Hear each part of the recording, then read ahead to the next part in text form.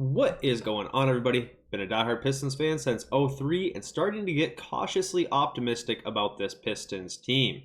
In today's video, I want to reflect and discuss Ron Holland and his time in the NBA so far. He is now 16 games into his rookie season and has played in all of those. And I just kind of want to talk about everything that I'm feeling and seeing from Ron Holland so far, how he's been impacting the team, and what I think the outlook can be going forward.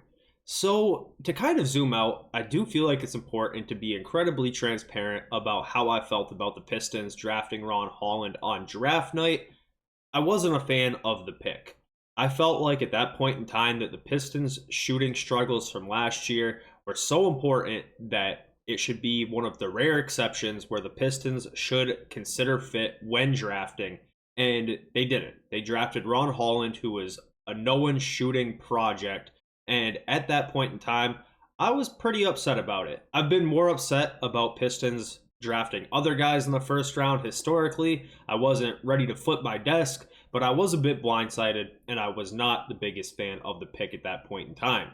Of course, the pick happened before the Pistons acquired Tim Hardaway Jr., Tobias Harris, and Malik Beasley during the offseason. So after that happened, and especially now that I've seen the team play, all of those concerns about Ron shooting have been put on the back burner because there is so many other good things that I have seen out of Ron Holland at 19 years old, and the shooting has been addressed by other players that we've added in the offseason, that in hindsight, I am totally okay with the pick. And matter of fact, I would go as far to say if we could redraft, there's nobody else in this draft that I would rather have. So to kind of talk about why I feel that highly about Ron Holland now, it really starts with his defense. If you look at his stats for the year, he's playing in 16 minutes per game. He's averaging 6 points to go along with 3 boards and half an assist, half a steal. And that really doesn't jump off the stat sheet, but there's so many things he has done, particularly on the defensive end, that has made me such a fan of Ron Holland. Defensively, per 36 minutes, he's averaging a steal and a half, which isn't bad at all, but it feels like even more than that when you watch him play in these games because he is such a disruptive defender. I knew that he had the athletic tools to be a good defender in the future, but I didn't know that he would be this disruptive of a defender right away as he has been in his rookie year. He is always in the other team's jersey when he is guarding the ball. He picks guys up far away from the hoop, keeps them in front of him. He's a disciplined defender and a disruptive defender, which is a really hard combination to find at such a young age. I know that it seems kind of normal for us Pistons fans because Ausar Thompson was the same way in his rookie year, but these types of defensive prodigies do not come around that often in the NBA, and we are so lucky to have 2 of them on our team now. Defensively, he's been incredible. He's led for so many free buckets for us just by hawking passing lanes, jumping lazy passes, or pickpocketing the opposing ball handler. And I think that defensively, he is already so much further along than I expected him to be, and he's already using his athletic tools to be able to be productive on that end of the floor, and that really makes me excited going forward because the sky is the limit for him on that side of the ball. The idea of him putting on more muscle and getting even smarter as the years go on, man, he can be whatever he wants defensively, and that's super exciting. So, to talk about the offensive side of the ball, this is where the problems have been. Not that I'm not worried long term, but I want to talk about what he does well on the offensive end first. So right now, Ron Holland is shooting 60% of his shots that he takes at the rim within 3 feet. And on those attempts within 3 feet, he is shooting 76%.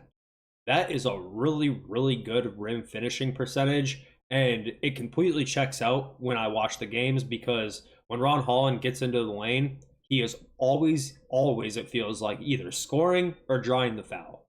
Right now, he's averaging 1.2 free throw attempts per game, which might not sound like a ton, but per 36, that comes out to 3. And I feel like that number is only going to go up as well as he gets stronger, more acclimated, and all those types of things in the league. And I think that him slashing, again, sky is the limit.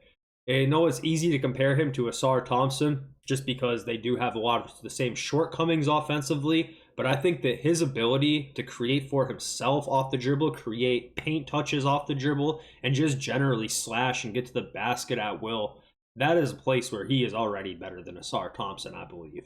He is so good at just using Euros or whatever type of move he wants to combo that with his athleticism to get in the paint and score at the rim, that it's amazing. I think that, again, as he gets older and adds more strength, it's only going to get better. And I think that he has like top tier elite potential as a slasher in the NBA. But there is one problem offensively, and it's pretty obvious. The elephant in the room is the fact that he is shooting 11% from three right now. I'm not that panicked about it for a couple different reasons, but it's not good, obviously. He is currently 4 of 35, which is a small sample size, and the shot has not been dropping at all from the three-point line. All of those attempts, all 35 for the most part, barring a couple, actually one that went in, most of them have been wide open. Most of the time when he takes threes, other teams are daring him to do it. I was at the game against the Rockets about a week ago now, and there was a stretch in the third quarter where the Rockets completely sagged off of Ron Holland, giving him 10 feet of space at the three-point line. And Ron was fearless. He shot it, and then he shot it again, and then he shot it again and shot it again. He shot like 4 attempts from three or 5 attempts of three, all within a 4 or 5 minute span, all wide open, and I'm pretty sure he missed all of those. So, am I worried about Ron Holland's shot long term? That's a tough one because I want to say no, but there's no evidence besides the fact that his mechanics look good that he has ever been a decent to even solid three-point shooter. And I will argue with anybody. I think you have to be in today's NBA to play the wing. I know that there's plenty of people in this fan base, even back to Ausar last year, who say Ausar or Ron brings so much good to the table that it doesn't matter if they're never able to shoot the ball. Look, these guys don't have to become Peja Stojakovic or insert all-time great three-point shooter. They don't have to be that. But what they can be is somebody that other teams are able to completely ignore at the three-point line.